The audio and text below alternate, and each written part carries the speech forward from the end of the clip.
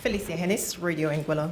Dr. Smith and Dr. Ram, you spoke on correspondent banking. We know that this is a big issue for the Caribbean region. ECCB Governor, Mr. Antoine, he touched on it as well. We know the CARICOM has formed an advocacy group to lead the charge to the Congress and to dispatch a letter to the President of the United States on this matter. What role, if any, is CDB taking on this matter? Well, if I could take the first stab at this one, we recognize it and accept it as a major threat to the attempts in the Caribbean to create economies that are more deeply integrated into the international economy. That, in our view, is the only way that we're going to be able to grow sustainably and to be able to improve the standard of living of our people. Now, CDB is not taking the lead on this matter. The lead is really being taken by the central banks and more recently now by a number of Caribbean heads and or ministers of finance. At the recent meeting of Caribbean heads, which I attended, in the discussion on this issue, what we said was that there are a number of proposals that are being proffered at this point as to how to respond. Some of them are just concepts. Some of them are even a little bit less than that. But what we offered to do is that as these proposals emerge and become more concretized, the CDB would be prepared to use its technical assistance product to try to assess the feasibility of these response mechanisms to determine their viability. So that is the role that we would like to take. We will also use our voice, our bullet pulpit, as they say, to try to emphasize to the international community the severe damage that can be done to our borrowing members if this matter is not addressed with great urgency. Thank you. Marlon Madden, Barbados Today. I want to find out, I'm looking here at the chart and I realize Barbados is the only country in the region to forecast less than 1% economic growth. And this is despite a government program in place and a strong tourism forecast for this year. What's the reason? What do we need to do? Okay. Well, Claire, well, I should say that Barbados, the forecast there, as you have correctly said, is below 1%. But there are also some other countries where the forecast is actually for growth to decline this year. Most notably, Trinidad and Tobago, the expected decline there is 2.5%. And Suriname, we expect the economy to decline by about 1%. Now, in Barbados, what we have found is that although tourism arrival numbers have increased significantly, and particularly in 2015, arrivals have increased by about almost 15%. The value added associated with this has not been as strong. And in fact, in 2015, the value added was only about 0.9%, which, as I said in my earlier statement, reflects the fact that perhaps tourists are not spending as much as they did before. And most significantly, they're not staying as long as they did before. So really, there needs to be a program to get greater value added out of the tourism product. In addition to this, the government is in the midst of an austerity program. And as you would recall that in 2015 and even before that, there were some considerable layoffs within the public sector, leading to an overall decline in employment. And that is now feeding through into the economy. So we expect that to have a somewhat negative impact on growth, and hence the reason for the low growth rate forecast in 2016. But just a follow-up, we recently implemented a number of tax measures, which the government, is expecting to rake in a lot of millions from.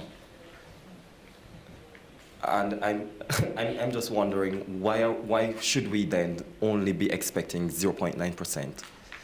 Yes. If we're supposed to be getting more revenue and we're reporting strong reserves? Okay. Well, remember that, of course, the government has instituted some recent tax measures. Now, those tax revenues, of course, have to come from somewhere. It would be private individuals, private corporations also paying that tax. Now, it means that that tax will not be utilized elsewhere in the economy for perhaps those revenues will not be utilized elsewhere in the economy for other investment purposes. So that in fact, there's a sort of a diversion of the resources away from perhaps productive uses towards the government. How the government actually decides to utilize those resources, we actually wait to see. But remember that currently the government is really into an austerity drive, and they are trying to minimize and to reduce the growth in expenditure. And so we do not expect the government to boost their expenditure significantly in 2016, although they might receive additional taxes. Remember as well that in the Barbados setting, overall, the debt to GDP ratio is now quite high. And so there really needs to be a concerted effort to bring that debt to GDP ratio down so that we have a sense of stability in the policy environment. And when we actually have that sense of stability in the policy environment, we will then expect to see a boost in investment and then in time in consumption. So for 2016, yes, the forecast is a bit low, but if the government implements significant structural reforms, maintains the path towards bringing that debt to GDP ratio down, then in time we expect the policy environment to support further investment and ultimately consumption within the economy. Deanza Roberts, Staff Network. Last year, Dr. Smith spoke of the dire in terms of the unemployment, and he said it was, of course, a major concern. And this year, it is the same thing. And you keep speaking about the lack of data or the scarcity of data. So you keep speaking about the scarcity of data. For example, what is being put in place in terms of your borrowing member countries to really get this data so that on a yearly basis we have more accurate information in terms of the unemployment? Because it was also a concern by Dr. Smith that was raised last year about the scarcity of data as it relates to unemployment. Okay, let me say that yes, you are correct. There's a scarcity of some data, particularly unemployment data in the region, and that reflects a real lack of labor market surveys across the region. I should say here that at the Caribbean Development Bank, we are now in the process of boosting our statistical capacity. Later this year, we will actually have a statistician on board, and we are hoping that with that boost in capacity, we will then be able to influence and to assist our borrowing member countries in actually collecting this data on a much more frequent basis. I should also say that the Caribbean Development Bank is also working much more closely with some of our other development partners, particularly the World Bank, the Inter-American Development Bank, USAID, and the Agency for International Development out of Canada. And we are working on a comprehensive set of reforms whereby we hope that over the next few years we'll be able to implement a really focused assessment of what are the statistical requirements within our countries. And I would say that maybe within a couple of years you would start to see a much better collection of data. So we're actually working on this. It is not something that can happen overnight, and we do understand that, but we are working towards improving that. Nicola Barito, GISL. Dr. Ram, improvement of the investment climate, making it easier for the private sector to thrive. When we think about Trinidad and Tobago and Suriname, as you said from your stats, experiencing or expected to experience further negative growth in 2016, and when we look also at the low productivity levels, and as my colleague just mentioned, lack of data and stats, from the CDB perspective, what exactly would be the first step that we need to take in order to improve the investment climate? Well, let me focus first of all, as you have focused on the commodity producers within the region. Both Trinidad and Tobago and Suriname, as we said earlier, are expected to contract this year because, of course, the commodities that they export, the prices have fallen. What we would say is that, first of all, the fiscal balances within those countries need to be brought into balance. So right now, there is, for example, in Trinidad and Tobago, the non-oil deficit is quite high. So without the oil resources, the government actually cannot finance its overall budget. And so there really needs to be a balance there. So there really needs to be a concerted effort to get that policy environment stabilized. Secondly, as I said earlier, it's important for us to understand that we need to move away from the paradigm whereby we expect governments to drive economic growth. We believe at the Caribbean Development Bank that governments should be seen as a facilitator and certainly as the regulator of economic activity, an efficient regulator. So once the government puts that environment in place, what we then expect is for the private sector to now actually step up to the plate and start actually being the driver of that growth. How will we do that? When we look across the region, we notice that it is actually still very difficult to do business within the region, certainly within Trinidad and Tobago. For many years, for commodity exporting countries, you find that policy advisors there do not tend to focus on productivity improvements because you actually have this continual stream of revenue associated with the commodity. It's a so-called Dutch disease, as it were. That actually leads to a deterioration in the overall competitiveness of other sectors of the economy. What we're saying now is that there needs to be a concerted effort to look at what are some of those competitiveness barriers for those other sectors. So if we look at manufacturing, for example, what's actually holding back the manufacturing sectors within those economies? What needs to happen? We think as well that you have to look at the overall tax burden associated on, or actually imposed on the private sector. When we compare Caribbean economies to the top-ranked economy in the world, Singapore, our tax burden for the private sector is so much higher. In fact, it's I believe in the 20s, while for Singapore, it's actually in single digits. You have to also examine how quickly it takes for you to start a business within the Caribbean. So it's not only about advocating for existing businesses. What we're saying here as well is that we need to encourage entrepreneurial activity. There are many young people with many brilliant ideas, and I know probably Dr. Smith will speak about it later on with respect to creative industries. We see that as perhaps a new growth pole here within the Caribbean. But how can we get such a sector to thrive? We have to look at the overall operating environment for micro, small, and medium-sized enterprises, the overall access to credit for these enterprises, because this is the actual sector that will drive employment in the future. So these are just some of the raft of measures that we think are actually necessary, and we think that we must move towards a paradigm whereby the private sector is the driver of economic growth.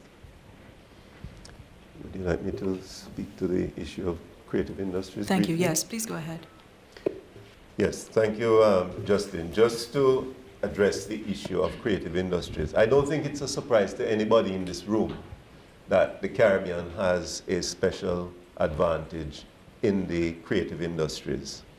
We are well renowned in several different areas for music, for sport, you name it, we have it here in the Caribbean. Part of the problem is that informality has remained the bane of that industry for a long time. We have not managed to mainstream that level of economic activity, even though the principal beneficiaries, the principal drivers of that industry are likely to be our young people, who, as we have mentioned before to this audience, represent something like 35% in relation to their unemployment statistics. So that there's a lot to be had from the development of our creative industries. One of the challenges is how to finance the growth and development of this sector. The Caribbean Development Bank has been asked to address its mind to a financing mechanism for the industry. And when I speak about creative industries here, we're not just talking about the traditional music, dance, and sports. We're also talking about animation. Those of you who read your newspapers would have seen that the CDB has been collaborating with the World Bank in the development of this animation industry? Well, we are giving some thought. We are in consultation with a number of different institutions that are in the business of driving the development of the creative industries to come up with a suitable mechanism for providing appropriate financing for that industry. I don't want to say any more on it at this stage because our Vice President of Operations, she has been given the responsibility for the development of that area, and I know she's working hard on it. Come back next year and we'll give you a further update. Thank you. Clive Bacchus, Winner FM 90.9, Federation Media Group, St. Kitts and Nevis. Thank you very much for the presentations. Two quick questions. What steps in the CDB's view are required to deepen integration as prescribed by you in terms of free movement of labor, increased productivity? And in the context of governance, are leaders and countries considering best practices, regional code perhaps? What is your take on that? Okay. Thank you very much. With respect to integration and the greater flexibility with respect to the movement of labor, at the moment within the region, the freedom of movement of labor is restricted to certain categories of workers. And I guess in some ways that's for good reason. But I believe that in time we need to move away from that and allow the fully free movement of all types of labor across the region. If you recall from the slide that I projected earlier with respect to unemployment, you can clearly see that in some of our countries, the unemployment rate is almost in excess of 20%, and even in St. Lucia, it's in excess of about 24%. The latest figure for St. Lucia is about 24.1%. It's come down only slightly from the last time I presented that data for 2014. Now, that suggests to you, if you look across the region, you can see that there are significantly lower unemployment rates in some of our other countries, most notably currently now Trinidad and Tobago, although they are in a bit of uncertain economic climate. Cayman Islands, for example, the unemployment rate is still fairly low there. It means that there are some territories where we need more labor. More labor is required there. And if we had the full movement of labor across the region, then the excess labor that we see in some countries like St. Lucia could perhaps go to those countries. Now, we have also spoken significantly about why we need to improve transport within the region, both air and maritime. We believe that this needs to be improved. So we need to improve the efficiency in which we move people and goods around our region. This would significantly help in this regional integration process. If I could just say, it makes life a lot easier if you understand your neighbors, if you see them a lot more frequently. So we really need to get that movement of people across countries so that we get to understand our cultures a little bit more and so that we really get to understand one another. And I think if we're able to have much more efficient transport within our region, that could also help the integration process completely. Hello, good morning. Ken BVI Beacon. You talk a lot about shifting the paradigm towards a private sector-led growth. Is that something to be achieved purely through structural reforms, or is there anything governments can do fiscally? In other words, is there any crowding out going on?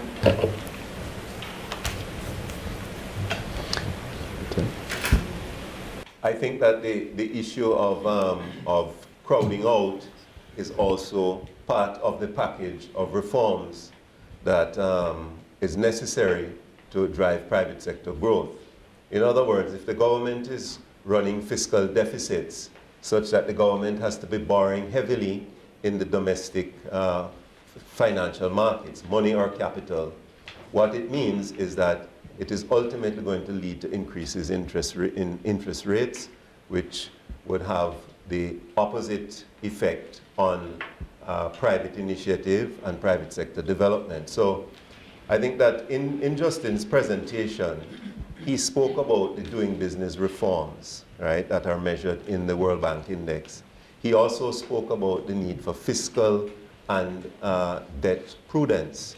In other words, this region has got to recognize that if it is going to grow and prosper sustainably, it has got to wrestle to the ground the twin monsters of fiscal deficit financing and debt accumulation. Those are necessary conditions. We need to recognize that if we depart from that kind of discipline, it's going to have an adverse impact on the other things that we're trying to do in order to encourage the growth of the private sector. Thank you for that answer. Is there any appropriate level of debt to GDP or deficits to GDP in the CDB's opinion? Certainly. We normally advocate that you should aim to have a debt to GDP ratio of 60% or less. Research has shown that once this threshold is crossed, that is to say, we have debt to GDP ratios in excess of 60% of GDP, that then tends to have a drag on economic growth, because it brings into the policy environment becomes unstable. Investors then wonder, well, what the government is likely to do to try to get that debt down. And so are there going to be new tax measures? Is there going to be greater austerity? And that brings a greater level of uncertainty. So once we have found that research has shown that 60% is that threshold, once you cross that, then you actually bring greater instability into the system. Thank you. When asking, would you kindly just press the button and release? Don't hold it down. Go ahead. Yeah, just to follow up on the governance issue as to what are the considerations about improving governance in the region. Perhaps is there any research being done as to what steps need to be taken immediately in the short and medium term? You're looking at different models where some countries you may have freedom of expression, freedom of information legislation, you may have integrity in public life. And the issue of quality education as well seems to be one that have to be tackled at the regional level. So in the context of governance, how do you see this moving forward? You mentioned education. In terms of quality education. Quality of education. Yes. Well, maybe I can just have a stab at that. Some years ago, the CDB recognized that the issue of education, broadly defined, is a space that was in great need of support, so that we have shifted our emphasis very much in that direction.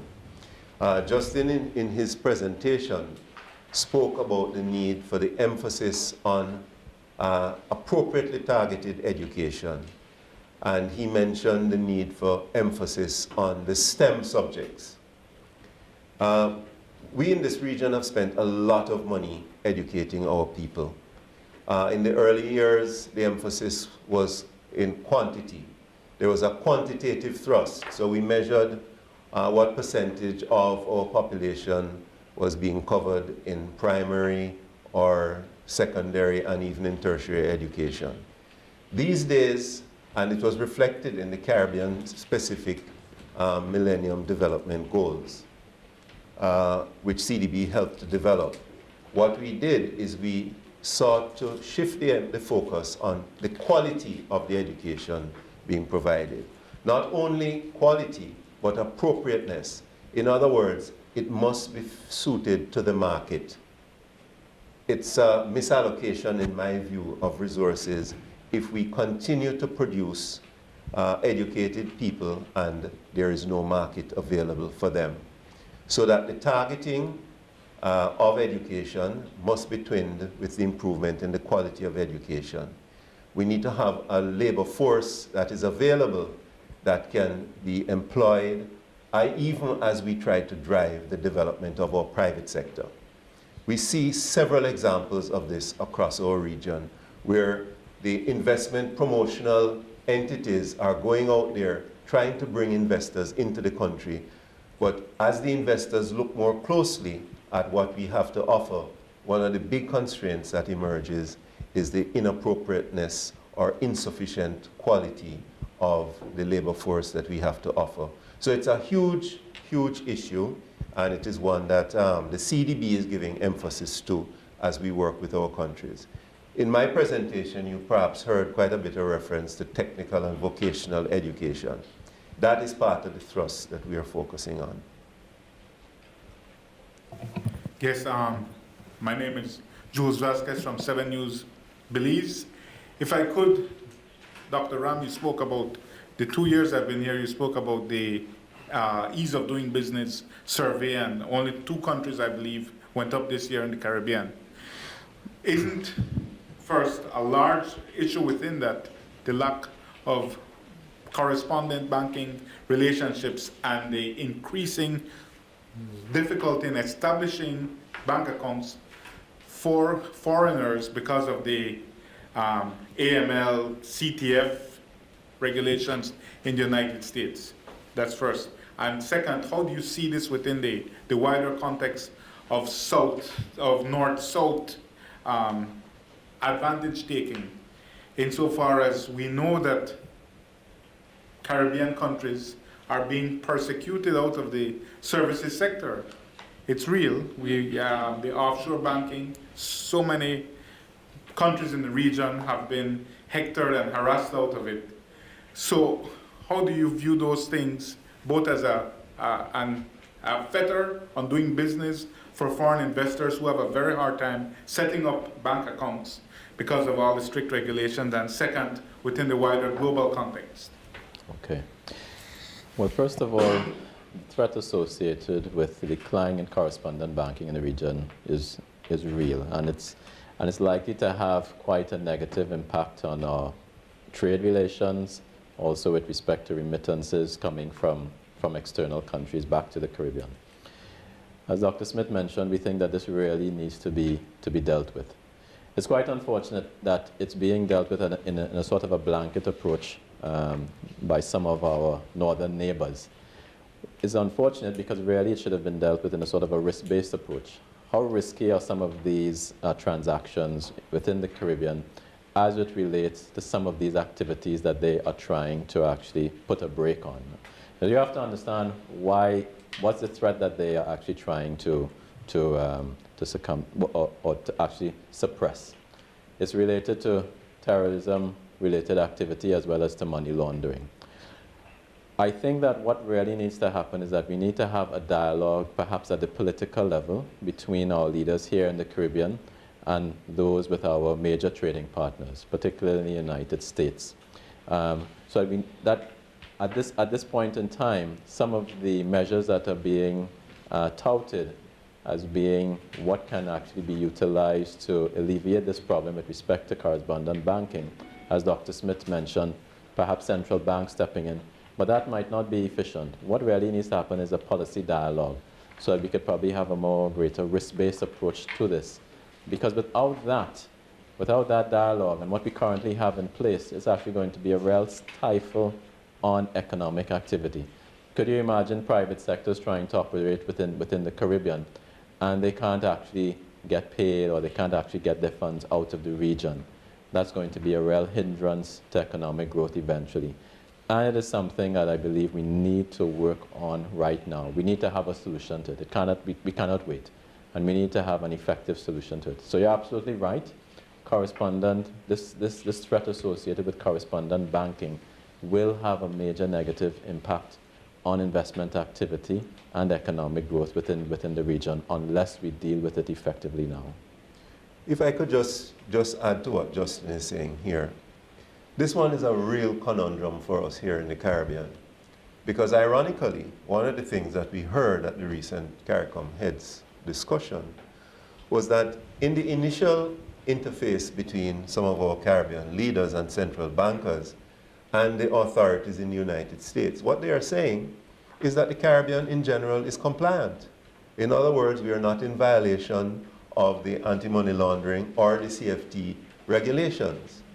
So in part, what is emerging here is that there is risk from different parts of the world, not just from the Caribbean.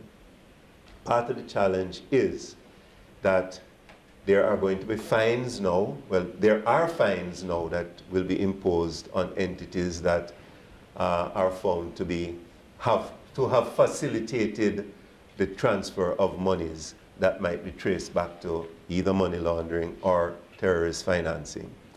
So that the banks here in the region could well find themselves in a position where they face heavy fines, which then raises the question about their own viability as business entities because of the nature of those fines.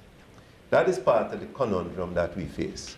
It is really, really a very thorny one, and how we resolve it is something that's going to require not only focusing of some very, very good minds, but also some creative solutions at the end of the day.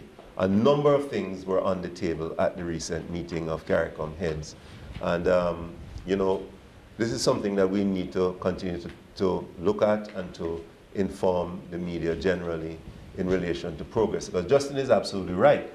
This is a major threat hanging over our heads, even at a time when we are saying that the solution for our countries as far as economic development is concerned is deeper integration and penetration into international markets. How do you do that if you can't move money back and forth from our countries to their trading partners and vice versa? Then if I may, a quick follow-up. You spoke about the forecast for the region, and you mentioned in there one of the uncertainties was Cuba.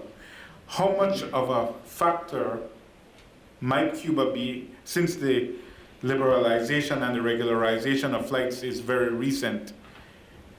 Might that projection for regional growth have to be tapered down if we already see that in Barbados, tourists are spending less, which may be an aspect of cruise tourism versus overnight, which is a whole other conversation, as we know. But how might your projections have to be refigured depending on what happens with Cuba, because it's a constantly evolving situation between the US and Cuba?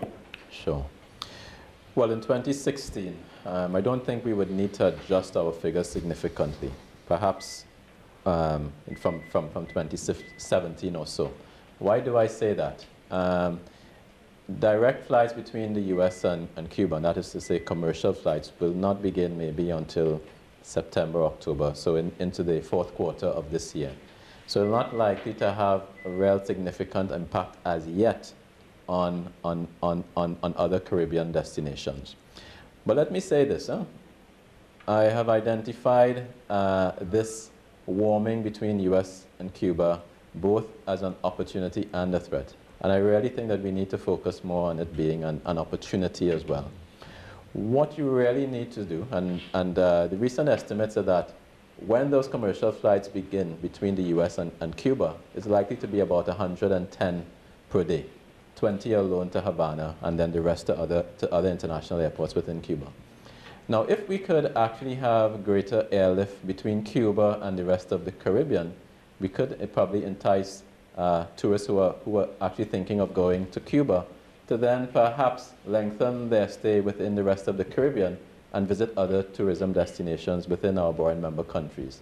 Perhaps going to the north coast of Jamaica, let's say, or then over to Turks and Caicos. That's just to give you an indication of what is possible. So I think really for us here in the Caribbean, we have to see what are the opportunities and try to see how we can perhaps deepen perhaps our integration with Cuba within the near future. I would just like to add that we need to change our mindset here in the Caribbean. For some time, and I think the attitude is changing, there has been a negative view of competition. We're afraid of competition. In my view, competition helps to drive innovation, and it also helps to drive efficiency. If we take the stance that Justin mentioned here of recognizing opportunity on the introduction of Cuba into the Caribbean tourism market, I think we will have a very different view as to how we should develop and transform our own tourism industries. We have a lot to offer here. The Cubans do also. They have a different type of tourism product. But we have not sufficiently optimized the development of our tourism. We are still very much, in many respects, tied to sea, sun, and sand. And that needs to change. We need to emphasize the heritage aspect, which is where Cuba is going to be very, very powerful. They have tremendous heritage. They also have tremendous creative industry, their music and their dance, but so do we. But we don't offer enough of it to our visitors. So that this, in fact, could turn out to be the stimulus, the impetus, if you will, that we need to be able to develop our industries such that we can earn more for our people. So every time I hear this talk about Cuba and the threat, I think, how can we turn that setback into an advance? And that is how I would like to see us think about Cuban tourism. Thank you, Desmond. I recognize you, but just to get a question in from one of our online viewers, Andre Charles wants to know, are there any plans for the CDB to specifically help regional commodity exporters, such as Trinidad and Tobago and Suriname, diversify their economies, implement policy reforms, and return to sustainable growth? Dr. Ram, would you like to respond to that? Sure. Thank you very much, Cleo. Well, at this point in time, we are poised to actually assist Suriname. As I mentioned earlier, the Surinamese authorities have approached the International Monetary Fund to assist them with a structural adjustment program that will help bring their fiscal accounts back into balance and then set them off on a track towards sustainable economic growth.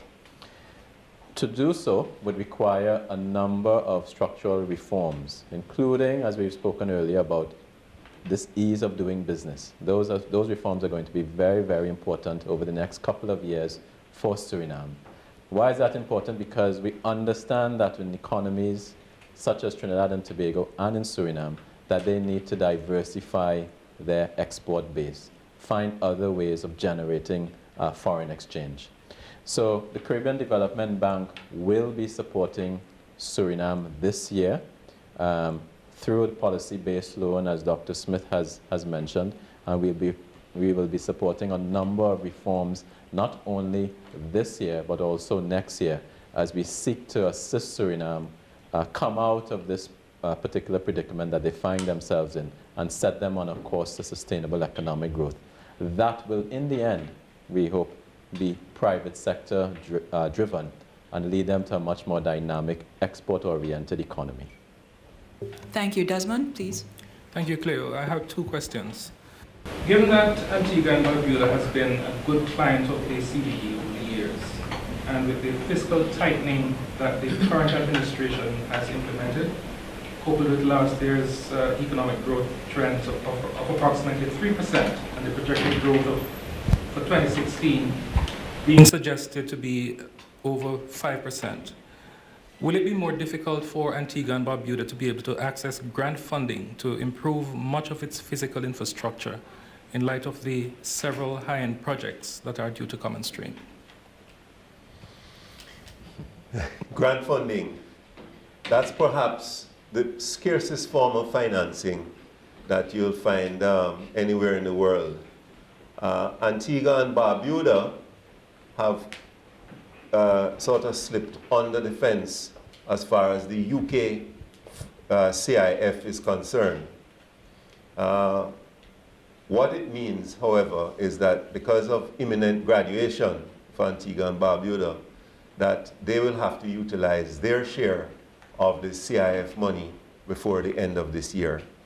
We are going to be working closely with the government of Antigua to ensure that they find the appropriate pipeline to be able to move those resources. I hope I'm not speaking out of turn, Mr. Director of Projects, but I know that that is our intent. But just to answer your question shortly, Antigua and Barbuda, because of their level of per capita income, falls into that category of countries which don't readily benefit from grant resources. Thank you. Do we have other questions? Yes, another question. Ahead. The citizenship by investment program, as is being practiced by some Caribbean countries, and in particular Antigua and Barbuda, has provided much non-tax revenue to aid several developmental areas and to reduce outstanding debts. In the context of the Eastern Caribbean Currency Union and the centrality of the Eastern Caribbean Central Bank, Is there a more definitive and possibly functional role that can be practically played by the CDB in terms of providing technical and oversight facilities for the furtherance of the sustainability of such programs as a means of strengthening integrated development? And relatedly, and in terms of grant and other assistance that comes from the CDB, would it mean that the success for such countries on the CIP program put them in a situation of graduation from fairly easy access to CDB funds and other forms of assistance? Let me just have a crack at that one. My own personal view is that citizenship by investment is a legitimate area of activity for Caribbean countries to be involved in. Most countries in the world have citizenship by investment type programs. The challenge for small countries in this business, however, is because of the complexities of the due diligence that's required to ensure that you don't become part and parcel of international criminal networks and what have you, is small countries don't have access, as easy access, if you will, to the types of investigatory and due diligence mechanisms that larger countries would have. It doesn't mean, however, that it is not possible for countries of our size to be able to develop relationships that would enable them to be able to access that information. We have had informal discussions with some of our borrowing member countries who are either currently active in or are desirous of getting involved in this kind of business. And the nature of the discussions has been precisely along the lines which you have intimated. Technical assistance to help them to get an understanding of what they need to do. What are the critical factors that they need to address? What are the mechanisms and the linkages that they need to develop in order for them to operate effectively in that space without getting themselves into difficulties, as has happened from time to time with some of our countries. Thank you. Just to get back to the issue of youth unemployment in the region, you mentioned access to microfinancing, you mentioned high-quality education. How do you finance those? What model do you use to increase access to finance for young people? And how do you pay for the quality education that some people would like to access but can't afford? Financing for private sector, small business? When you speak to a lot of young people, they have ambition, but they keep saying they can't access money. Okay, yeah, yes, that is the area that needs much greater emphasis and attention at this point in time, because CDB has been financing private sector activity for perhaps as long as it has been around. What we are recognizing now is that what emerging entrepreneurs need is equity capital, seed capital, the various types of words that are used to describe venture capital. That again has not in the past been our core business. But it is something that we are looking at, and I am very reluctant to put my Vice President of Operations on the line, but these are some of the things that we're having to look at, even as we recognize the need to address that space.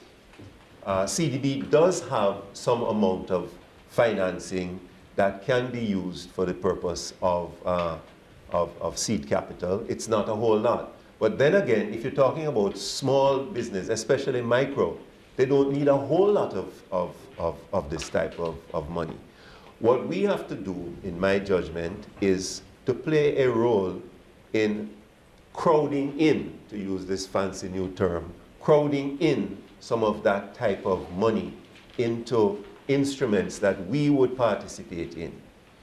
And that is one of the things that we are also looking at. The business of credit enhancement is also an area where I think that CDB can be effective. It doesn't provide equity or venture capital type financing, but what it will do is it would encourage institutions that lend to micro and small enterprises. It would encourage them to be more inclined to engage with those types of entrepreneurs, because CDB would provide some kind of a fallback. In other words, we would be prepared to take on some of the risk or remove some of the risk from them to encourage them to make the investments. I say this against the background that in many of our countries, there's no shortage of liquidity in the financial sector, in the banking system. But those institutions are not, they are reluctant, understandably, to use that liquidity in order to engage in a segment of the market that is especially risky. Well, that's where institutions like us step up. That is an area of what you might call market failure.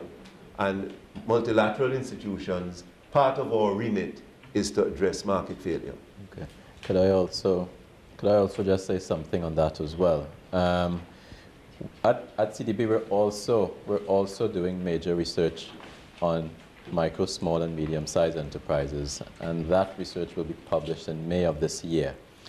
And that research is looking not only at the access to finance for these types of enterprises, but also the overall business environment for them. And as Dr. Smith has mentioned, if we can ensure that the majority of these enterprises can actually be viable, once that happens, then that really opens up a slew of opportunities with respect to financing. It becomes much more easier for financial houses to provide financing for them if they see these types of enterprises as being actually legitimate and viable over the medium to long term. So I would suggest we look out for this piece of research. That's going to be published in May, and within that we expect to have a number of conclusions as to what needs to happen to ensure that MSMEs are viable. Because MSMEs, when we really look at it, are the engines of employment within the region. And so we see that as that sector as being really important for us if we want to bring down those high levels of unemployment across the region. Thank you. You had another question? All right. Dr. Smith, I want to take it back to human capital development. And I remember in the 2015, at the 2015 presser, we spoke about how important that is, and we are looking at that as well in 2016. But coming out of 2015 and at this present time, have we seen any major developments or development projects, re-quality education that we can talk about? And do we have any in the pipeline at this time? And also, Dr. Ram, I know at present at the Trinidad Hilton, there's a regional consultation on advancing the Caribbean Corporation in health benefit for the regional good. And when we look at the impact of, or the possible negative impact that the Zika virus could have on Caribbean tourism, what advice is the CDB giving to those territories or those countries that are tourism-driven, given the very negative impact it could have on the bottom line? Well, if I could start with the education-related question. I would be speaking from memory if I were to tell you about the large number of education-related projects that CDB has been engaged in over the last few years. I did mention in my presentation some that we approved in 2015. One was in Belize, the other one Grenada. One was in Grenada, and in St. Kitts Nevis. And in 2014, our first loan to Suriname was a loan for technical and vocational education. So that's just a sampling. And you notice the heavy emphasis on technical and vocational. Because in many respects, what has happened is in many of our countries, we have already reached a stage where we have achieved at least the targets in relation to numbers in our school systems. Where the emphasis now has to focus on is areas like curriculum development, things of that nature. But rest assured, that if you need the exact information, we can provide it before you leave here on the work that we have been doing in education. And it's only going to get more plentiful, because we recognize that our region will not be able to compete if we do not solve that problem. Let me just add, sorry, Cleo, if you don't mind. One of the areas that is very close to my heart is using technology to try to democratize the delivery of education, both within country and across the region. There is too much variability in the quality of the education delivery that we provide in the Caribbean. My vision personally would be that if you have a top-class physics teacher in a high school somewhere in Georgetown, Guyana, that physics teacher could be educating in real time a student studying physics in Jamaica, the Cayman Islands, or wherever, utilizing the technology. It is not technology of the future, it is technology of today. But what we need to do is to make the investment so that what we do is remove the discriminatory delivery of education that is putting us in a position that diminishes our ability to compete in the international economic space. So that is part of my vision. I know that in the CDB, we have already provided financing to the University of the West Indies for them to introduce that type of thing through what is called the Single Virtual University Space Project. That's something that's in development, and it does precisely that. It allows a student at Mona to be able to access in real time a course that's being delivered at St. Augustine or Cave Hill or wherever in the system. It also is the mechanism through which the open campus is going to allow the OECS countries to more efficiently, but with equality, access coursework from the main campuses of the University of the West Indies. Thank you, Barbados Today. You had another question? Go ahead. Thank you. Dr. Smith, in your presentation, you mentioned that the CDB gave out, I think, over 120 million in loan to Barbados and another country as it relates to water distribution and infrastructure. We're currently having a drought situation in Barbados and other Caribbean islands. And here specifically, some areas, St. Joseph and some East Coast parishes, they're experiencing some troubles or difficulties in getting water. Are there any concerns from the CDB as it relates to these issues that we're facing? Well, I don't know if the question would be, the response would be concerns. Yes, I think there's a general recognition that with climate change and the impact of climate change, the region generally is going to have water challenges. Several of our Caribbean countries, including Barbados, are water deficit countries, and that requires a response. We can't live without water.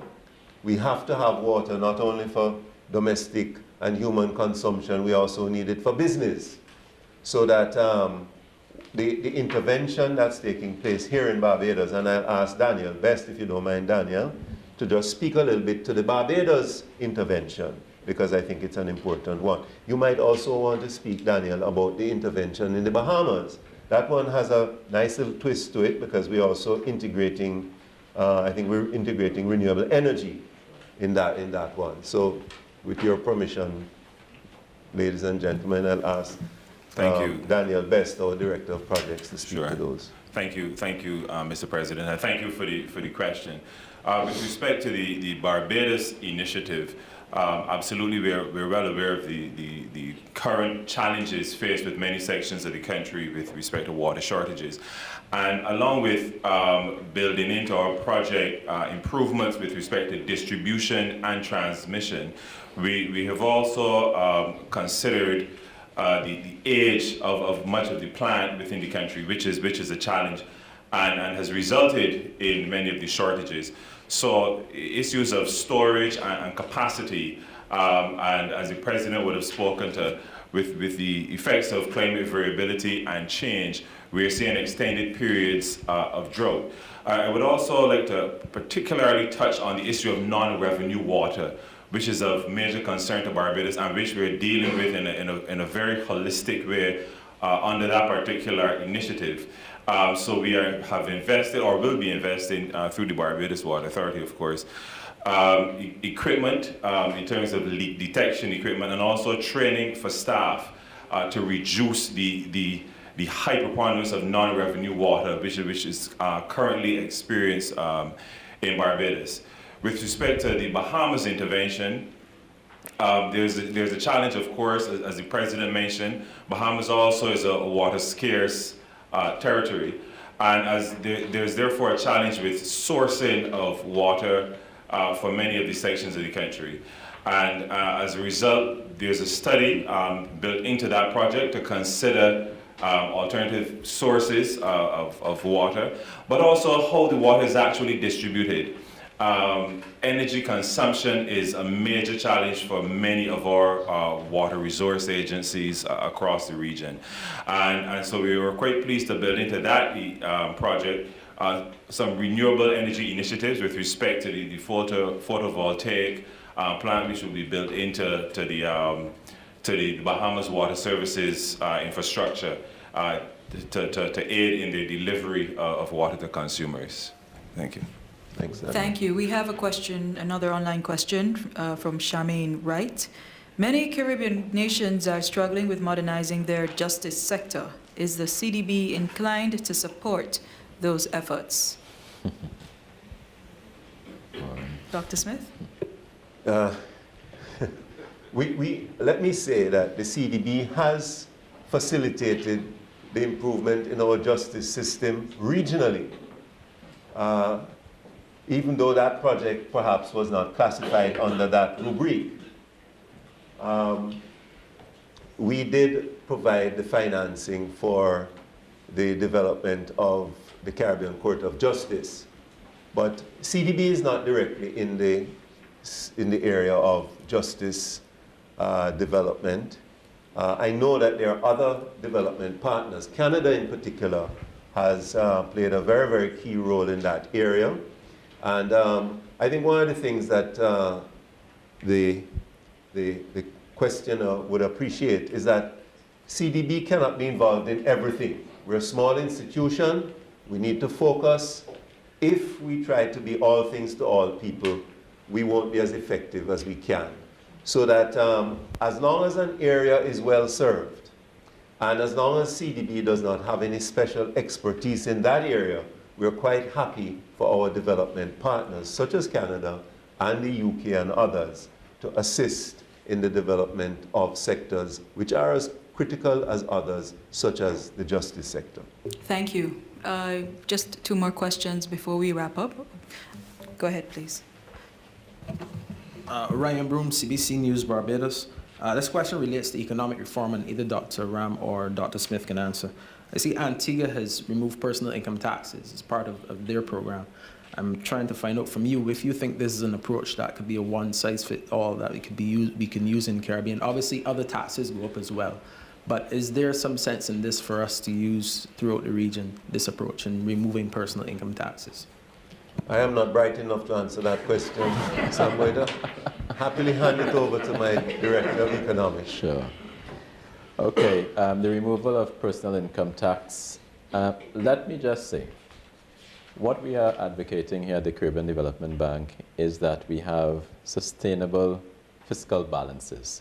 That means that governments need to efficiently collect revenue, and they need to be very prudent in the way that they spend those revenues and target that expenditure on where it is most required. For some territories, it might be prudent for them to remove or reduce some levels of taxes. That could be personal, that could be others. I'm not going to say that the removal of personal income tax is a one-size-that-fits-all across the region. Certainly, I don't think that we should be advocating that. But what I really want to advocate here is that governments need to focus on efficient collection of revenues, and those includes tax and non-tax revenues, and look at prudent expenditure of those revenues, targeted where governments and where society can get the best bang for their buck. Remember that we're advocating for fiscal consolidation and the reduction in overall debt to GDP ratios. And why is that important? Because we believe that that will provide a policy environment that brings stability and will in turn lead to an environment that encourages greater private sector investment and definitely private sector-led growth over the medium to long term. Thank you. Dr. Ram, I realize you did not get a chance to redo this again. The question re tourism in the Caribbean, the threat of the Zika virus, and CDB advice yes. to those particular types. Okay, sure. You would remember, thank you for coming back to me with that question. You remember that I spoke about decide, and the last letter there, E, really focuses on environmental resilience, and that includes, of course, health risk. And of course, there was an earlier question about, with respect to drought that we might be experiencing in some of the territories within the Caribbean. Environmental resilience is particularly important for us. Now, it goes much broader than just health and, of course, drought. If you really think about our economies here in the Caribbean, we really are all dependent on natural endowments. And so we really need to protect our natural environment. And if we're thinking about protecting our natural environment, it means that we need to be very careful about external threats to that environment, including climate change and the threats associated perhaps with disease. Now, with respect to Zika, that is a particularly important threat at this point in time. It's different from the other mosquito-borne diseases because now it's coming with the possibility that it could actually be related to this microcephaly associated with childbirth. And of course, for anyone traveling to a destination where you think that you could actually get the Zika virus, you would not travel, particularly if women are thinking of becoming pregnant or if they're not pregnant already. But that then means that we need to have a concerted effort. What is required? Just thinking about it at the surface. For aircraft, vessels coming from outside the region to the region, we need to ensure that these aircraft cabins are sprayed. I can tell you that coming back to the region recently from outside, from other countries, that is not happening. Why is that? If we have such a threat, we need to be actually acting very, very quickly to ensure that that threat doesn't reach us here. And of course, there needs to be a much more comprehensive approach to it, and governments across the region need to come together to ensure that this particular threat does not materialize in a way that could really hamper economic growth within our region, as that threat actually is. Mm-hmm. Thank you. Is there anyone who did not yet ask a question with a burning question? Please. Shyla Esprit from Dominica Chronicle. CDB has been very involved in Dominica's recovery and rebuilding efforts in the months following Tropical Storm Erica. And Dr. Smith spoke earlier about building resilience as one of the areas that the CDB considers when it's looking at renewable energy or energy design, project designs.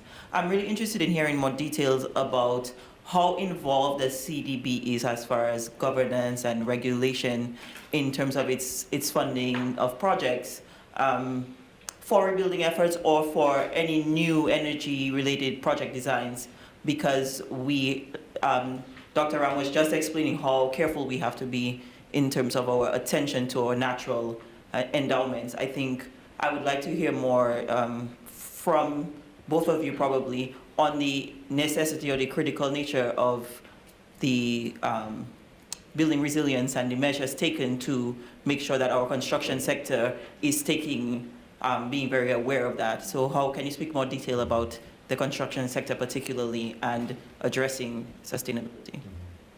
Well, I'm going to ask Daniel Best to come in again, because he was actually one of our engineers, one of our colleagues who was in Dominica, I think, within a few days of the most recent tropical storm damage. But Dominica is one of the most beautiful countries in the Caribbean, but Dominica also finds itself in a position where it is perhaps one of the most vulnerable because of its natural endowments. So that Dominica is, in many respects, a good test case for not only us, but for other donors as to how to build resilience against the damage that can be caused by climate change. So we have real life experience of having gone into Dominica. And Daniel, if you could just speak not only to what we have done recently in Dominica, but if you could also speak to how we are working with the government of Dominica to ensure that we mitigate against the problem of building infrastructure today, and then next year it's damaged and destroyed by the ravages of climate change. Daniel? Thank you again, Mr. President. Thank you for the question. I was as the President would have alluded to, I led a team into Dominica almost immediately following the passage of Tropical Storm Erica, and certainly what the team was. I think you can say we were all significantly impacted by what we saw in Dominica. And hence, in designing CDB's interventions and initiative under our disaster management strategy and operational guidelines, using the instruments available to us, the rehabilitation and reconstruction loan effort, which we would have, which our board would have approved for Dominica subsequently, the designs for the interventions there, particularly in the Layu area, for instance, would have considered climate variability and change in a very real way with respect to the engineering designs. And I'm speaking specifically with respect to the return period for the flood events. What we saw, particularly in the Layu area, what would have been rivers and water courses which would have previously been designed for 1 in 50-year period storm events being totally decimated, brought in very stark and real terms, certainly to the engineers on the team, and of course there were other multilateral development partners there as well, the need to consider certainly longer return periods and intensity of runoff for storm events during very compressed time periods, which was what occurred during Tropical Storm Erica. I would like to perhaps also touch on, it's not just for that particular rehabilitation and reconstruction effort, but for the other interventions which we're funding in Dominica. I'm speaking particularly about the water sector, where we now have had to relook at the passage and the routing of transmission pipelines, which were all destroyed. So this level of detail and design is what we are considering in a very active way and a very real way as an institution.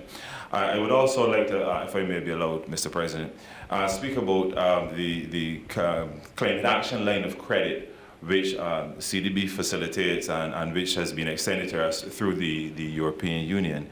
And under that facility, in all of the interventions financed under that facility, we undertake climate vulnerability assessments in our designs.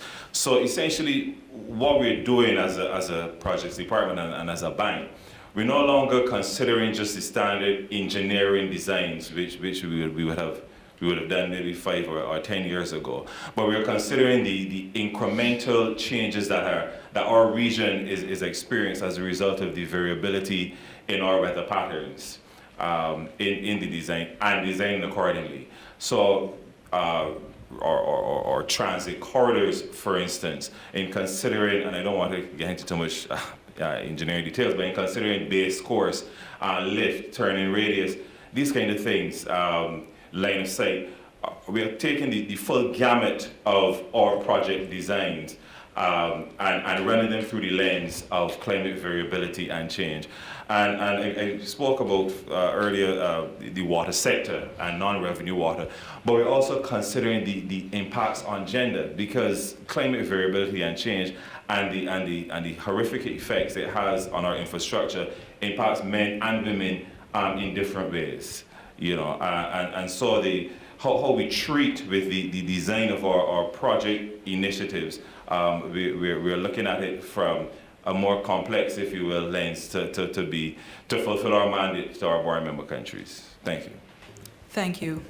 Ladies and gentlemen, thank you so very much for being so engaged.